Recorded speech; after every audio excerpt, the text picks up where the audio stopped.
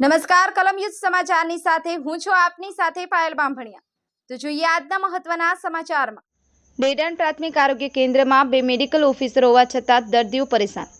હાલ રોગચાળો ભરડો લઈ રહ્યો છે, ત્યારે ડેડાણ સહિતના આજુબાજુના ગ્રામ્ય વિસ્તારોમાંથી આવતા દર્દીઓ ડેડાણ પ્રાથમિક આરોગ્ય કેન્દ્રમાં જાય છે તો ખરા, પણ ત્યાં 2 મેડિકલ ઓફિસરો હોવા છતાં એક પણ હાજર રહેતા ન હોય અને ના છૂટકે આવતા દર્દીઓને ખાનગી દવાખાનામાં સારવાર લેવી પડે છે।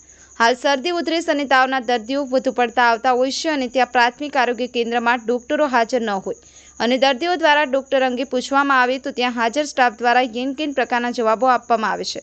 તેમજ જાગૃત નાગરિકો દ્વારા આ અંગે ઉપરાધિકારીને ટેલિફોનિક જાણ કરતા તેઓ દ્વારા પણ મીટિંગમાં છું તેવો જવાબ આપી ફોન કાપી નાખવામાં આવે છે અને સરકારશ્રી દ્વારા વિવિધ યોજનાઓ જાહેર કરેલ અને આવા બેદરકારી અધિકારીઓને કારણે સામાન્ય લોકો સુધી આ યોજનાનો લાભ પહોંચતો ન હોય, જેથી સરકાર દ્વારા આવા ગેરહાજર રહેતા અધિકારી સામે કડક પગલાં ભરવા લોકમાંગ ઉઠવા પામી છે।